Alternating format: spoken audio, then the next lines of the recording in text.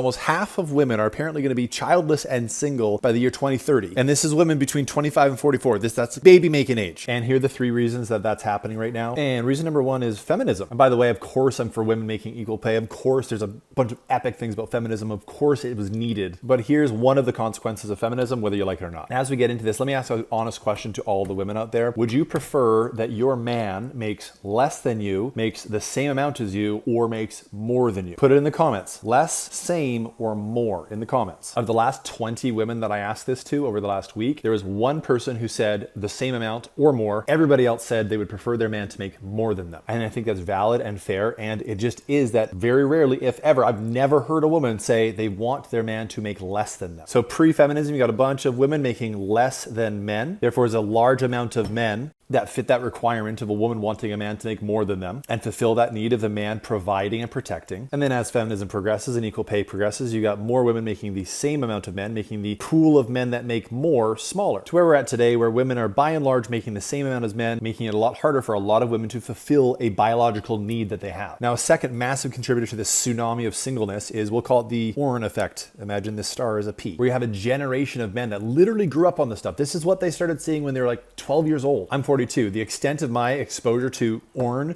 was a friend finding a VHS tape in his dad's closet, which still scars me to this day. Think 70s shag carpets on humans.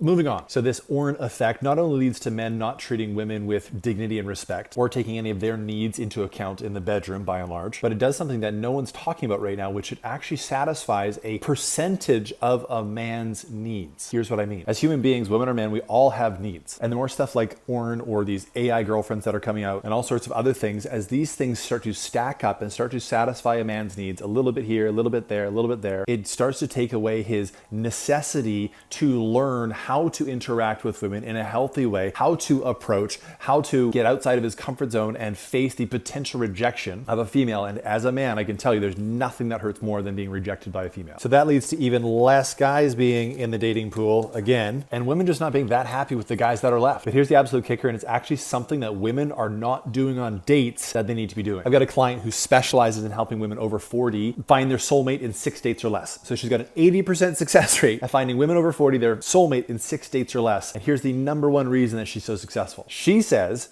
again, her words, not mine, that women fool themselves into believing that there's no good guys out there, that the guys that they're going on dates with just aren't stacking up. And she says that in reality, it's the questions that a woman asks on a date, or more importantly, the questions a woman doesn't ask, that lead to a woman not liking the person that they're on a date with. She told me that women just don't know how to ask the right questions that will actually elicit a man's passion, what he stands for, what he would die for, what makes him him, all the things that a woman would eventually fall in love with. But rather than that, a woman hops on a date and they're like, yeah, what do you do for a living? And do you have siblings? And all these boring questions that don't elicit a man's heart. And she says when they start to ask the right questions, you'll start to get the right responses that will give a woman an opportunity to fall in love with that man. So if you're a single man or a single woman right now, put the number 1 cause of that in the comments right now, and that'll help me with part 2. Put it in the comments and follow for more.